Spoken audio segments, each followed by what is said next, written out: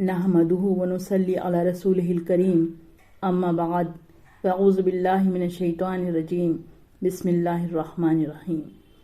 आज की तकरीब के सदर ज़ीशान मुअज़्ज़िज़ मेहमानान ख़ुसूसी मोहतरमुल मक़ाम असातिज़ा इकराम और मेरे अज़ीज़ साथियों, अस्सलामु अलैकुम व रहमतुल्लाहि व बरकातुहू।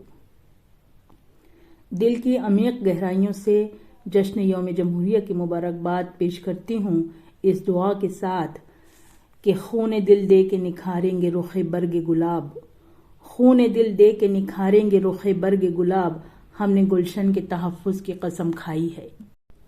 सामईन इकराम, जैसा कि हम जानते हैं कि भारत अंग्रेज़ों की ग़ुलामी में जकड़ा हुआ था और आज़ादी के लिए तवील जंग जारी थी। उस वक्त हमारे रहनुमा, हमारे शोरा और हमारे उदबा ने भारत के अवाम को ज़हनी तौर पर तैयार करने की कामयाब कोशिश की ताकि अवाम जमहूरी इक़्तिदार और जमहूरी समाज की अहमियत व अफादियत को समझे और उसकी कदर व कीमत को जाने।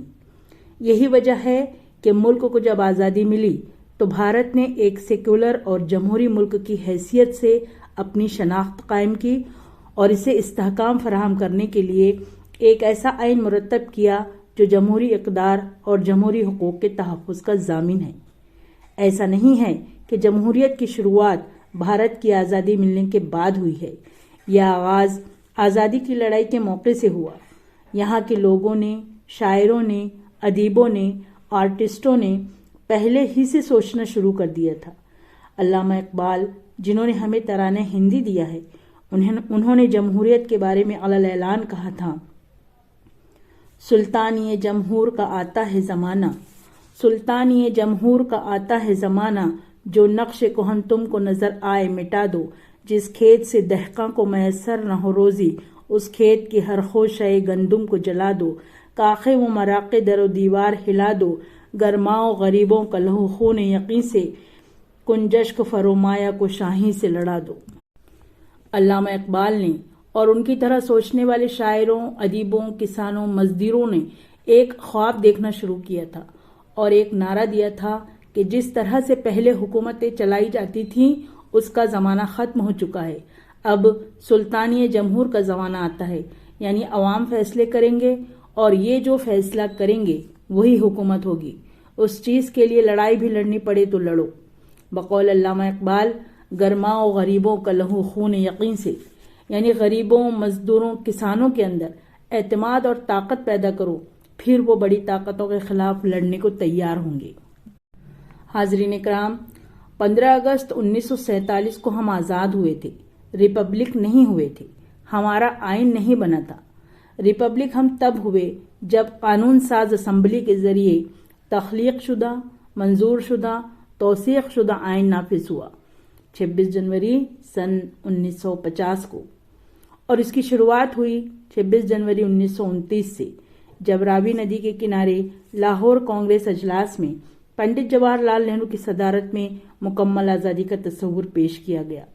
उस दिन भारतीयों ने अहद लिया था कि जब तक हम मुकम्मल आज़ादी हासिल नहीं करेंगे तब तक आज़ादी की लड़ाई जारी रहेगी।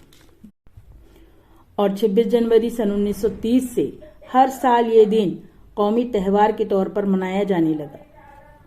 इसीलिए 26 जनवरी का दिन भारत की मुकम्मल आज़ादी के ऐलान के तौर पर मुंतखब हुआ और 26 जनवरी सन 1950 को भारत आज़ाद भारत के ऐलान के साथ दुनिया के सामने आया।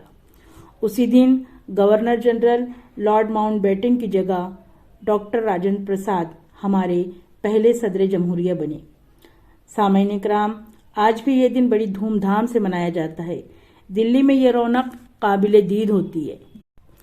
सबसे पहले वज़ीर आज़म अमर जवान ज्योति पर फूल चढ़ाकर सदर जमहूरिया का इस्तकबाल करते हैं।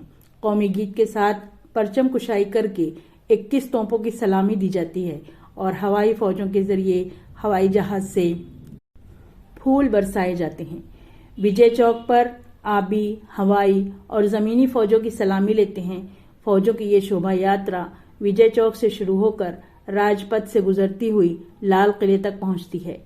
सदर जमहूरिया अवाम से खिताब करते हैं और इसी तरह यौम जमहूरिया के जश्न का आगाज होता है। ایک جمہوری ملک کے شہری ہونے کے ناطے ہمیں اپنے فرائض کو بخوبی جاننا سمجھنا ہے۔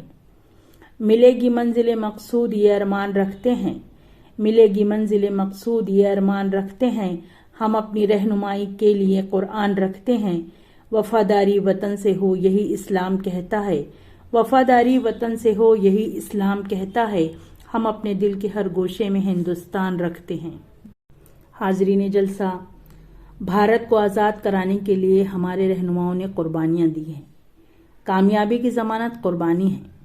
ہمیں اپنے امت محمدیہ ہونے اور جمہوری بھارت کے شہری ہونے پر فخر ہونا چاہیے، اور یہ کبھی نہ بھولنا چاہیے کہ آج کی عظمت و وقار ہمارے اسلاف کی قربانیوں کی بدولت ہے۔ بے شک ترقی آسمان کی بلندیوں کو چھو رہی ہے، لیکن اگر ہمارے آبا و اجداد کی قربانیاں نہ ہوتی تو کیا ہوتا؟